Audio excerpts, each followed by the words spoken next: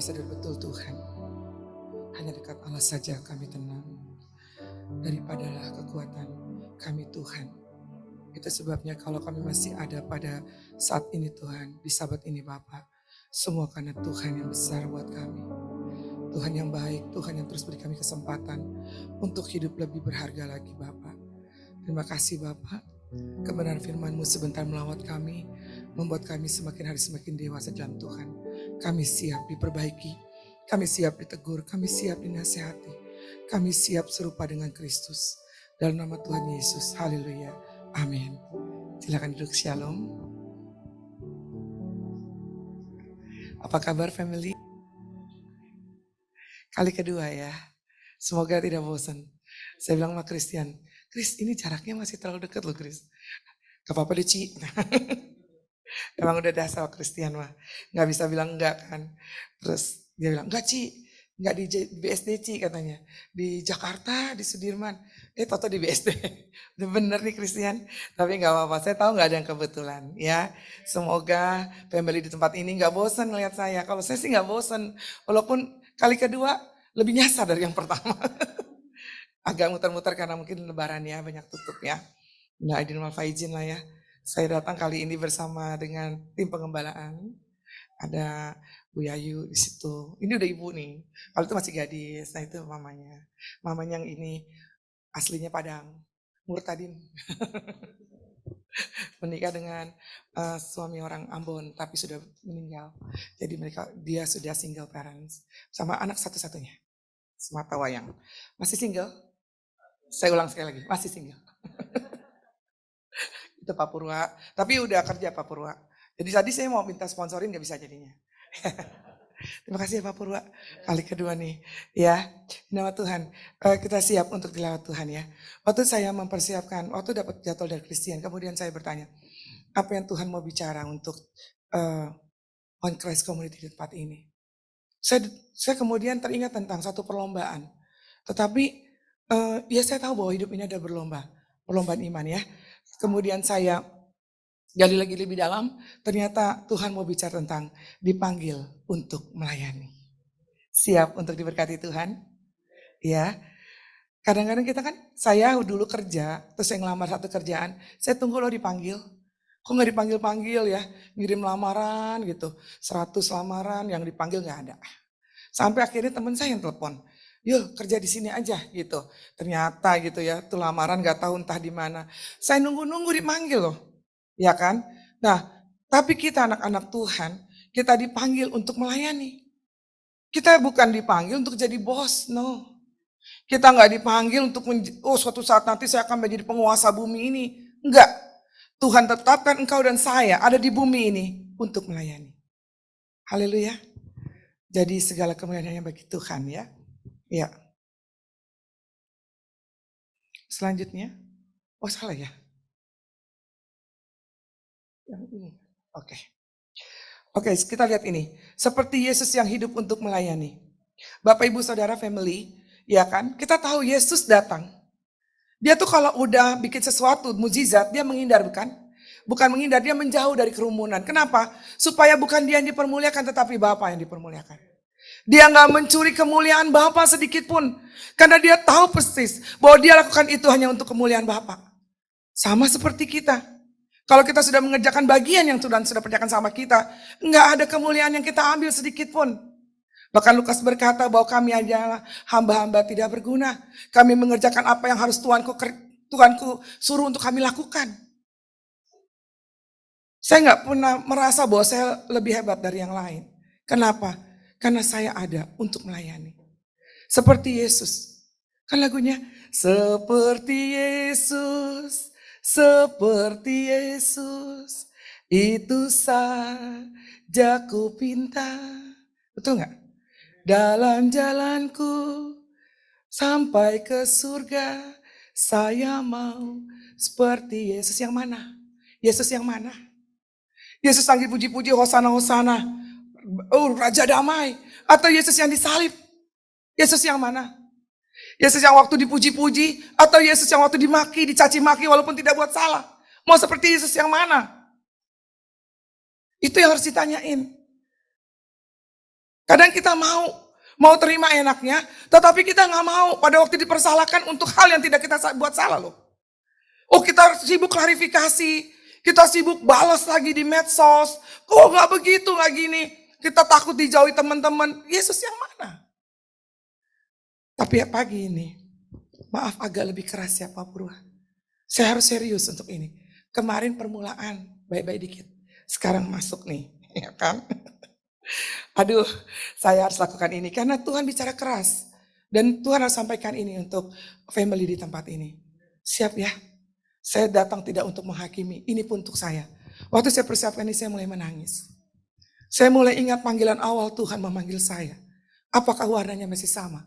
Atau saya sudah bergeser? Atau semakin bergeser?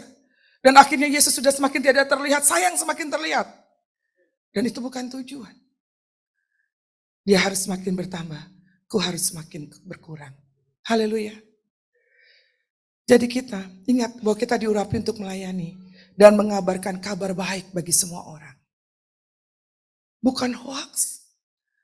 Bukan kalau kita datang kayak landak, tahu landak, duri. Begitu kita datang orang kabur. Ngeri ada si Yuli, ngeri takut. Karena durinya nusuk. Kita lagi rame tiba-tiba datang langsung diem. Kenapa? Aduh, ntar nyampenya rame deh, nggak bisa. Apalagi sama Pak Purwa, kita ngomong apa ntar salah. Ya. Agak mengerikan. Saya tahu sebagai leader Pak Purwa pasti udah ngalamin banyak hal ya Pak. Dan pasti udah ngadepin orang banyak. Mana yang mukanya hilang terus dicari-cari ya Pak ya. Mana yang suka apa, banyak hal.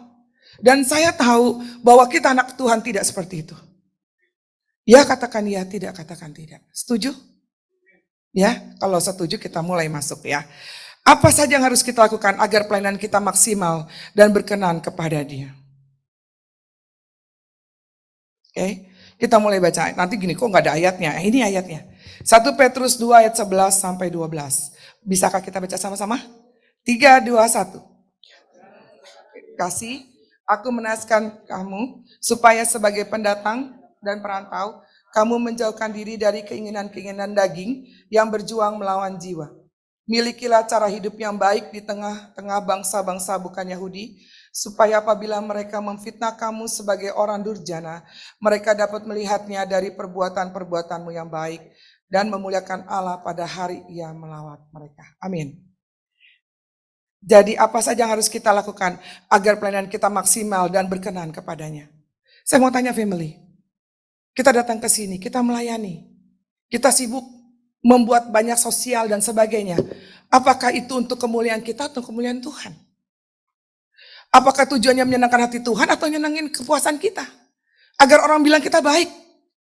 Agar orang bilang kita terkenal karena kita baik. Atau karena Tuhan yang baik.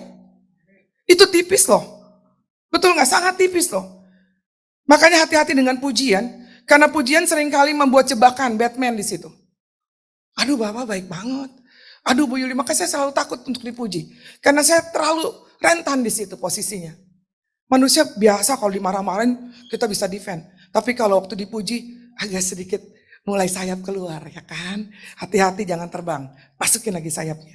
Beri kemuliaan hanya buat Tuhan. Saya rasa setuju ya. Nah, memiliki cara hidup yang benar. Petrus berkata begini, aku menasihati kamu sebagai pendatang dan perantau. Family, saya selalu bilang bahwa di dunia ini kita cuman perantau.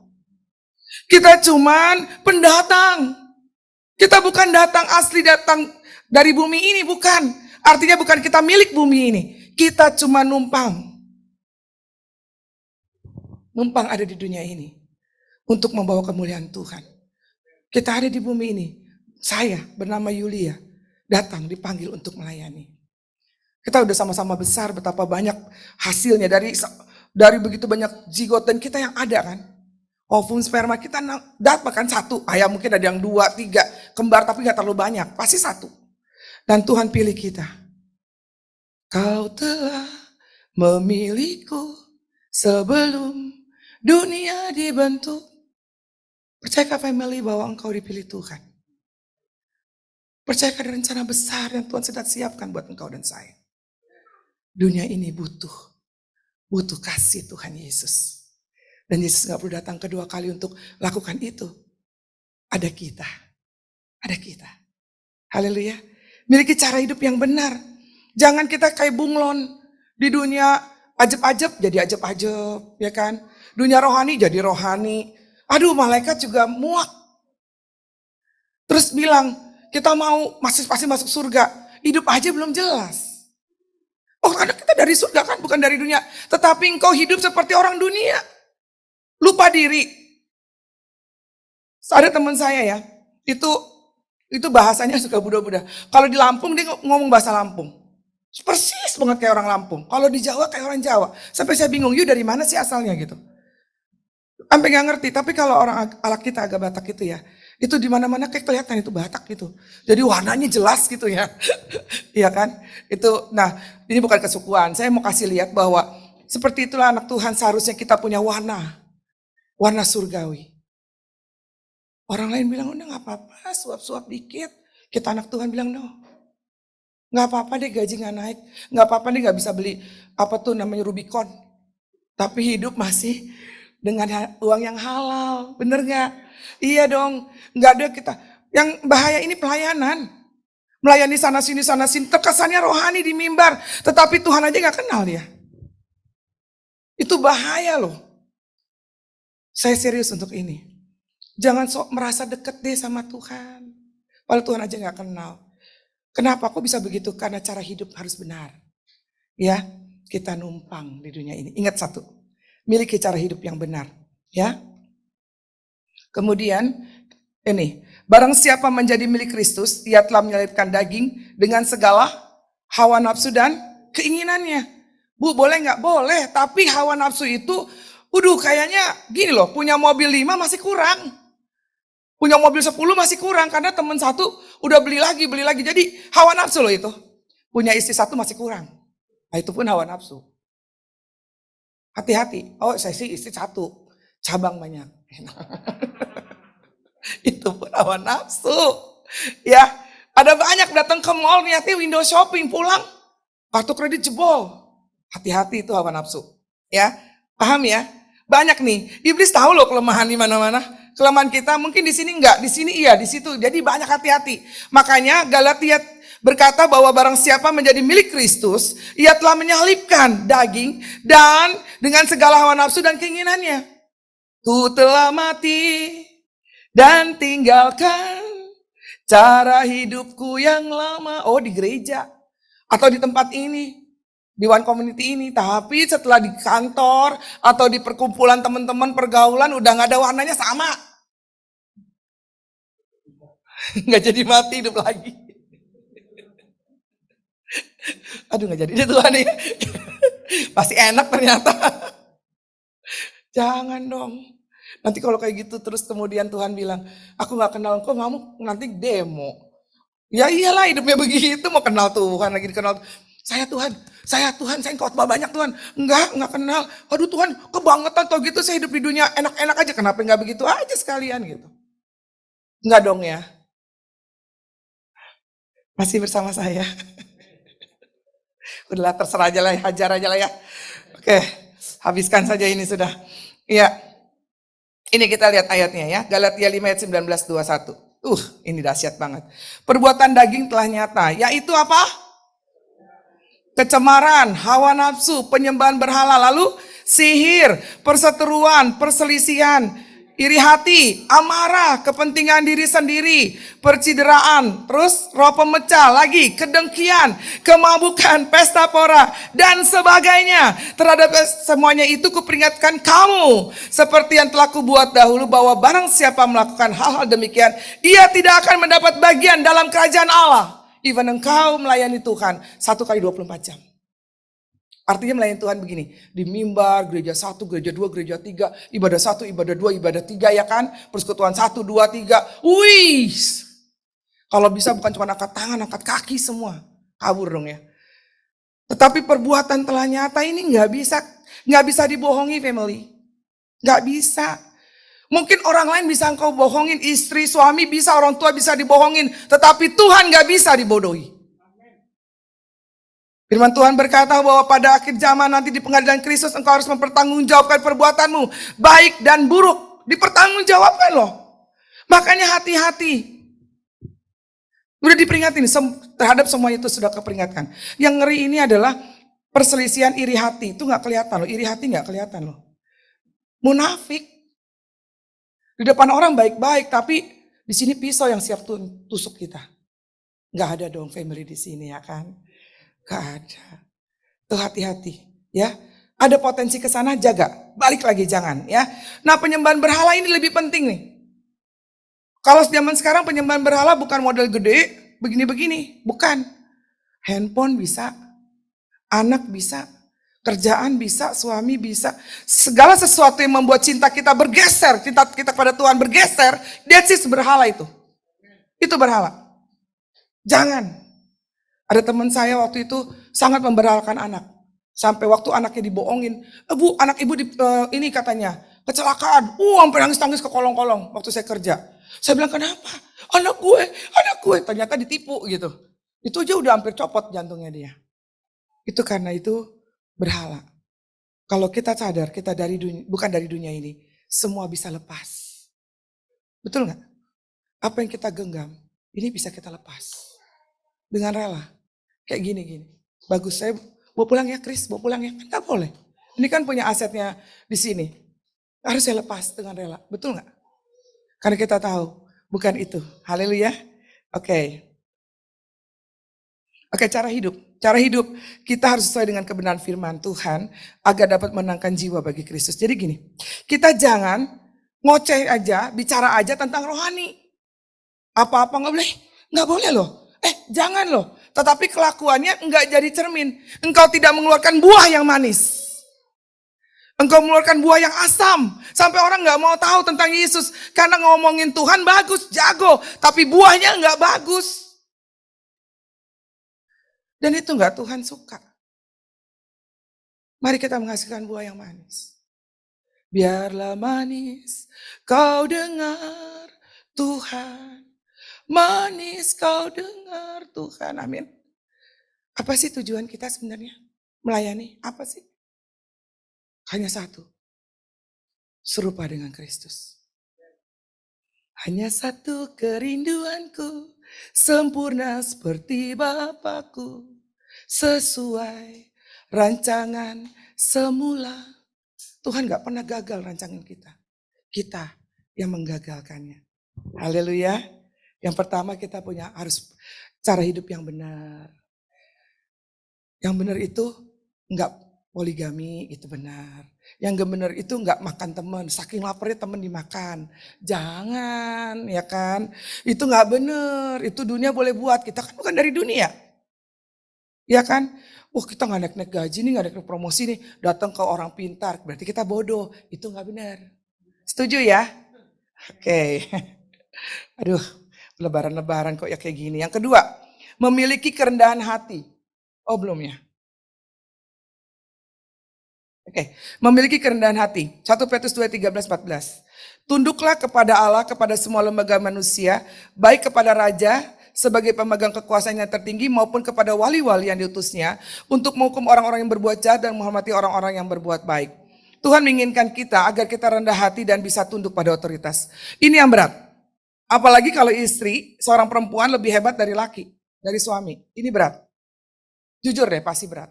Kita harus hargai otoritas. Tetapi,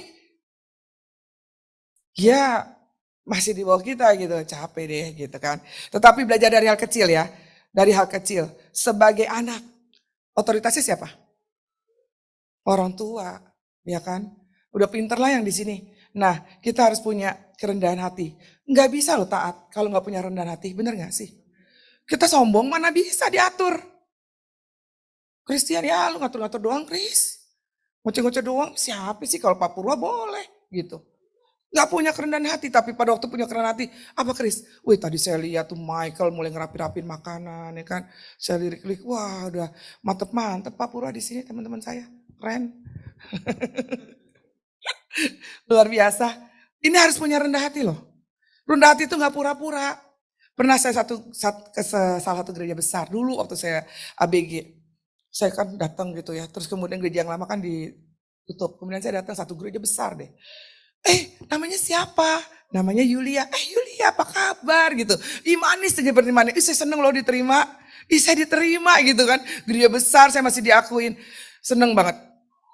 Minggu depan saya udah siap-siap. Hari Sabtu saya mikir, saya harus ke gereja itu. Saya harus ke gereja itu, saya siap-siap.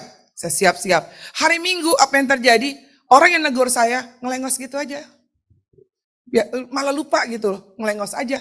Dan waktu, siapa orang baru? Ada lagi orang baru, apa kabar? Baru saya bilang, oh ini mah udah template.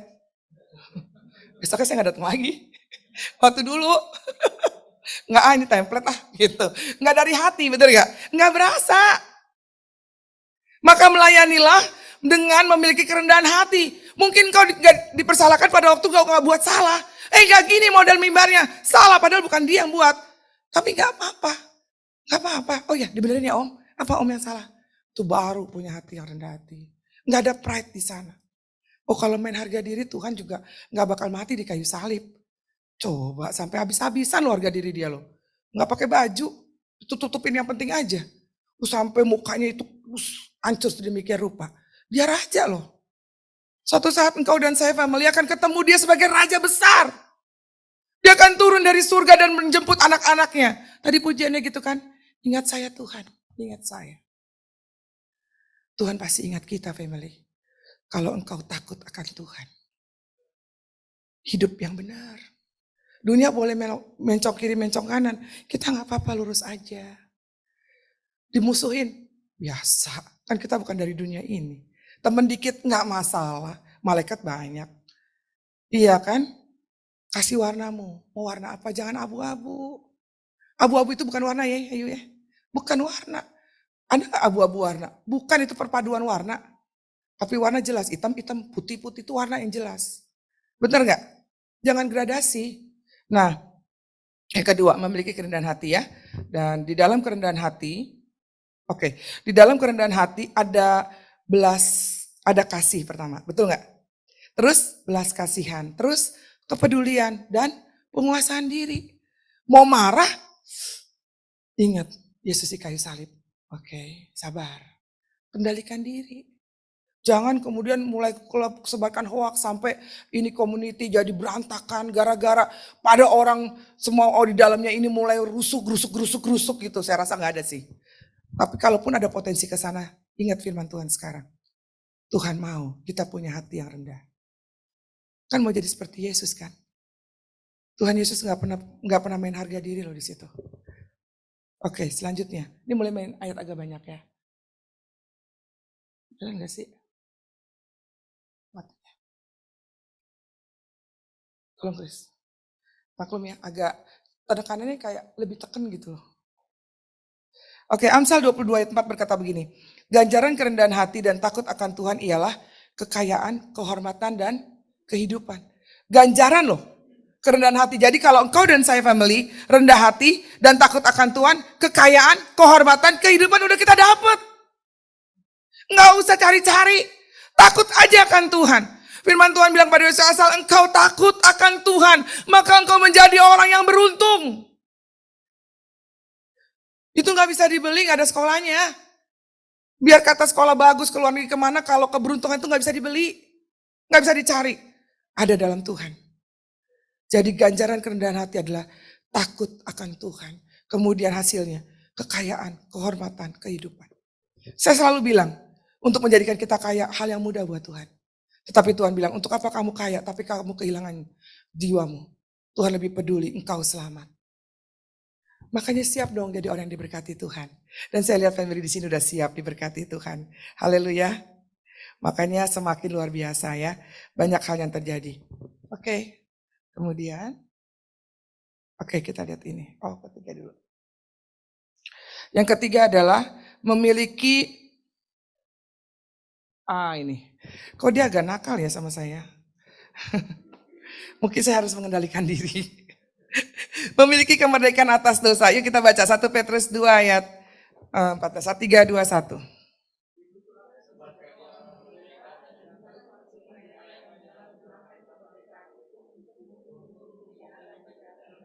Tetapi hiduplah sebagai hamba, hormatilah semua orang, kasihilah saudara-saudaramu, takutlah akan Tuhan, hormatilah Raja. Amin. Jadi itu tuh takut sama Tuhan terus kita hormati otoritas. Even orang tua kita mungkin lebih jadul dari kita. Ya kan? Lebih gak pintar dari kita. Firman Tuhan bilang harus. Orang yang takut akan Tuhan melingkupi semuanya. Kita merdeka. Tuhan bilang engkau sudah ditebus oleh darah Yesus dan kau merdeka. Tapi hidup gak boleh sembrono. Hidup harus tetap takut akan Tuhan dan hormat sama Tuhan. Sehingga engkau beruntung, percaya di itu ya. Jadi enggak, kita lihat di sini kemerdekaan. Oke, kita lihat gambarnya di sini. Jadi manusia dan Tuhan.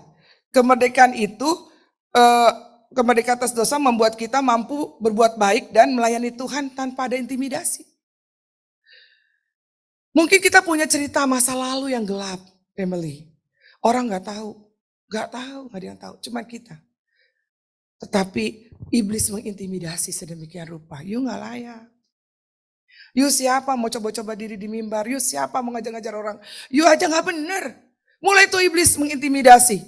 Dan biasanya itu perannya berat tuh. Mainnya di otak nih. Di pikiran nih. Habis nih. Saya selalu bilang itu intimidasi bu. Pegang otaknya. Bilang dalam nama Yesus. Intimidasi pergi gitu. Supaya engkau bisa melangkah. Sebenarnya engkau tidak lagi terikat. Tetapi kau bilang gak bisa. Masih ada. Masih terikat. Padahal sudah bebas. Tetapi gak sembrono. Ya, intimidasi iblis itu membuat langkah kita semakin hari semakin mundur. Oh dia mau kita semakin mundur. Kepahitan sama pemimpin, sama orang tua, sama teman sepelayanan. Membuat kita semakin mundur dan mundur. Sekarang kan model zamannya bukan laki sama laki, bukan laki sama perempuan, bukan perempuan sama laki, tapi laki sama laki, perempuan sama perempuan, kan modelnya kayak gitu. Kalau kita nggak ikut itu, kehilangan nggak tren. Tetapi anak Tuhan punya warna yang jelas. Haleluya. Saya bicara tentang kemerdekaan, memiliki kemerdekaan atas dosa. Engkau sudah ditebus oleh darah Yesus. Karena salibmu ku hidup. Benar gak sih? Saya selalu bilang begini, jangan jadikan inilah setiap lagu yang kita nyanyikan itu tolong hidupi juga. Sehingga engkau tahu arti demi arti, karena menciptakan ini pasti hikmat Tuhan yang ada. Hanya ingat satu Bapak Ibu Saudara, family. Ku tak tahu sampai kapan akhir hidupku, akhir hayatku kini tidak menentu. Namun yang pasti nih, perjalanan hidup ini berakhir di satu saat nanti. Semua akan punya gelar almarhum. Nggak bisa bilang enggak. Betul nggak? Ingat itu, sehingga engkau hidup gak sembrono. Engkau takut akan Tuhan. Engkau mengejar kekekalan. Engkau tahu bahwa habis dunia ini masih ada hidup yang harus dipertanggungjawabkan. Dan bersama Yesus, kalau di dunia ini engkau dekat dengan Dia, maka di sana pun engkau akan melihat Yesus tersenyum dan berkata, "Hey, One Christ family, community, come on family, come on," kata Yesus. Ayo masuk. Tuhan kenal. Tuhan tahu. Pastikan apa yang kau buat saat ini tujuannya hanya untuk menyenangkan Tuhan, enggak yang lain. Haleluya. Jadi manusia akan berhenti di satu titik. Yes. Sebelum hari itu terjadi. Ya kan? Kita harus berjuang dalam pertandingan iman. Dan mengakhiri dengan kemenangan. Di dunia ini kita sedang bertanding, family. Kalau orang bertanding, katakanlah sprint, lari, ya kan? Terus kemudian lagi lari, tiba-tiba ada temen yang ngobrol. Tahu gak tadi, penonton yang di sono lucu tuh. Atau ketawa, oh masa iya? Begitu gak? Orang lagi lomba nih, ngobrolnya begitu gak? Atau duduk ngopi-ngopi gitu, kan gak mungkin. Semua lari. Paulus berkata bahwa kita akan lari dalam pertandingan iman. Semua bertanding dengan iman. Sampai titik finish di mana Tuhan bilang, sudah selesai. Dan ini bukan hal yang pemalik, family. Kemarin keponakan dari suami saya tuh, itu umur 31 tahun. Baru nikah tahun lalu. Kemarin saya dikabarin dia sudah meninggal, umur 31 tahun. Wanita. Nggak terdeteksi dia punya kanker. Hanya dia muntah-muntah aja, kirain GERD. 1-2 hari masuk rumah sakit, nggak taunya kemarin udah nggak pulang lagi. Masuk ICU dan pulang langsung ke surga. Wih, itu di pemakaman, dia semua nangis lah, anak masih kecil, masih belum setahun. Saya menyadari diri, saya nanti akan menjadi tuan rumahnya juga. Mungkin sekarang keponakan, mungkin sekarang mama, papa, atau siapapun nenek, emak. Suatu saat nanti kita di situ, betul nggak? Nggak bisa bilang enggak, aduh amit-amit, nggak bisa. Kita nggak tahu kapan akhir hidup kita. Tapi yang pertama, hiduplah dengan benar. Hiduplah dengan takut akan Tuhan. Ya, memiliki cara hidup yang benar. Orang lain mau bilang apa kek? Ah Nora lu kulot lu. Kolot lu kok jadi kulot ya? Kolot lu dan sebagainya gitu ya. Jangan takut gitu. Ya. Yang kedua apa? Memiliki kerendahan hati. Orang yang rendah hati itu mau dikoreksi loh. Orang yang rendah hati itu mau dibilangin loh. Jangan sakit hati. Jangan kepahitan. Masih punya rendah hati. Dan pasti akan dapat promosi Tuhan. Pak Purwa juga suka orang yang bisa dibilangin ya Pak. Pasti kan Pak ya, enak ngebilangin orang yang mau dibilangin ya Pak. Tapi kalau orang yang stubborn, aduh. Apalagi Tuhan, malaikat bilang gini, Tuhan saya ketok kepalanya, Tuhan masih sabar loh, jangan. Kasih kesempatan lagi. Tuhan di gereja dia nyanyi enak banget. Muji-muji Tuhan, padahal kelakuan habis itu Tuhan, udah gak apa-apa, masih ada kesempatan. Tapi pada waktu selesai kesempatan itu, habis sudah. Saya mau bilang dunia ini semakin hari semakin jahat. Kita gak bisa lihat lagi mana orang baik loh. Susah loh orang baik itu kita bilang pura-pura apa bener ya? Susah. Kalau kita berpadakan pada Tuhan, lakukan saja bagian kita. Maka kita akan menjadi orang yang berbeda. Dan buahnya kelihatan. Akhirnya akan bilang gini, yuk ibadah di mana sih? Itu, di One Christ Community. Wes, kok nanya-nanya kenapa? Buahnya enak, manis. Sedap. Ngapain ngomong-ngomong tentang Tuhan sampai berbusa-busa? Tapi kelakuan sana sini, senggol sana sini, ngambil teman, makan teman, kekenyangan, kelaparan. Janganlah jual Tuhan hanya untuk, aduh habis kaya lakukan ini, di rumah gak ada beras. Hello Tuhanmu lebih kaya. Hanya untuk beras saja engkau bisa jual harga dirimu. Dan Tuhan nangis untuk itu. Tuhan bilang lihat burung di udara dipelihara loh. Apalagi kita manusia yang ditebus oleh darah Yesus, burung gak? Burung gak ditebus. Ya kan? Tapi dipelihara. Apalagi kita. Makanya tolong deh, hari-hari ini saya concern untuk ini. Saya berapa kali bawa ini dan berapa kali saya udah gak diundang lagi. Saya gak apa-apa sih. Karena saya asik-asik aja.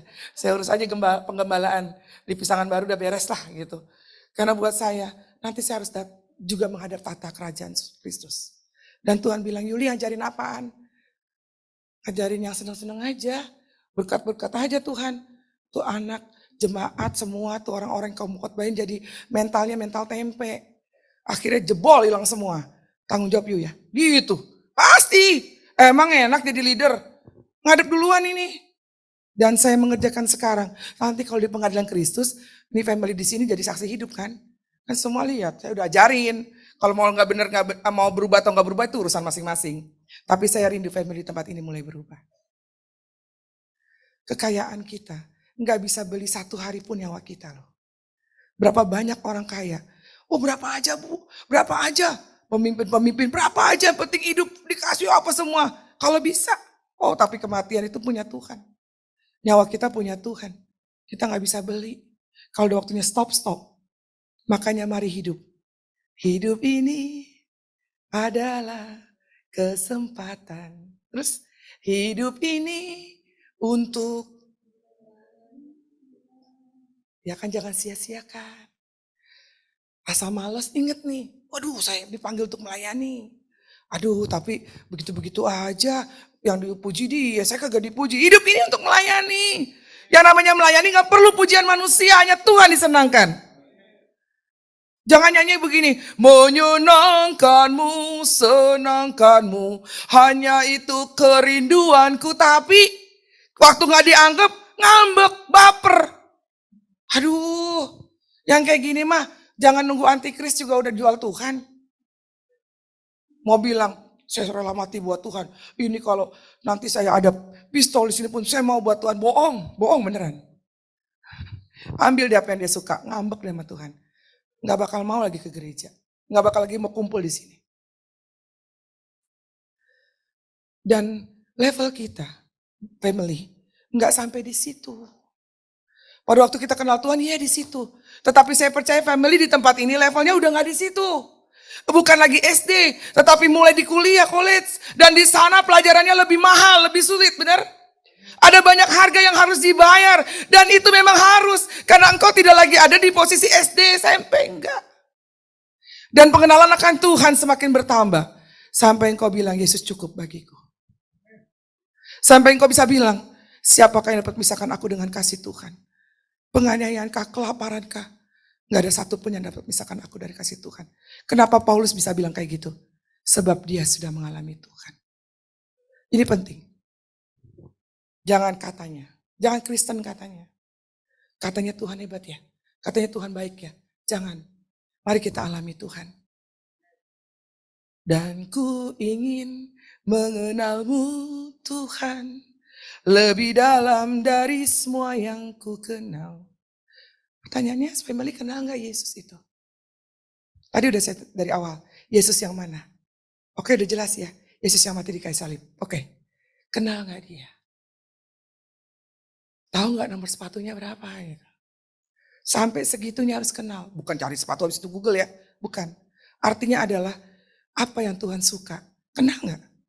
Kenal gak Tuhan Yesus? Kristian kenal kan Tuhan Yesus?